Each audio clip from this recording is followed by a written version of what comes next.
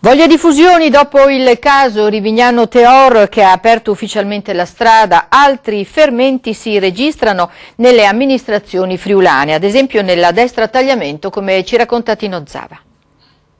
Nel Pordenonese c'è già un concreto progetto in piedi tra Valvasone e San Martino al Tagliamento.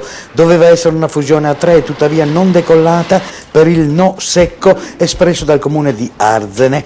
2200 residenti a Valvasone, 1600 a San Martino. Si apre ora un lungo cammino burocratico.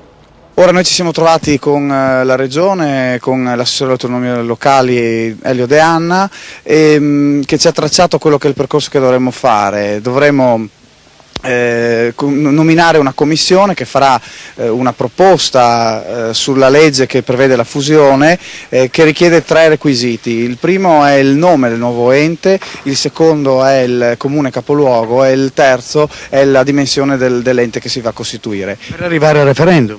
Per poi arrivare a una richiesta alla giunta regionale che preparerà una normativa che sarà sottoposta a un referendum confermativo da parte della cittadinanza. Economia di scala con la spending review che sta mettendo seriamente a rischio anche i servizi essenziali di tante comunità. In più sono in ballo consistenti contributi regionali previsti per questi tipi di accorpamenti. È evidente che una fusione porta necessariamente a delle economie di scala, pensiamo solo che avremo un unico consiglio comunale e quindi un unico segretario, quindi avremo diminuzione degli assessori, un vantaggio economico evidente, oltre che naturalmente una migliore efficienza ed efficacia dei servizi, non avremo più tre bilanci eccetera, e soprattutto quelle sinergie legate alla professionalità che porteranno notevoli vantaggi per i cittadini.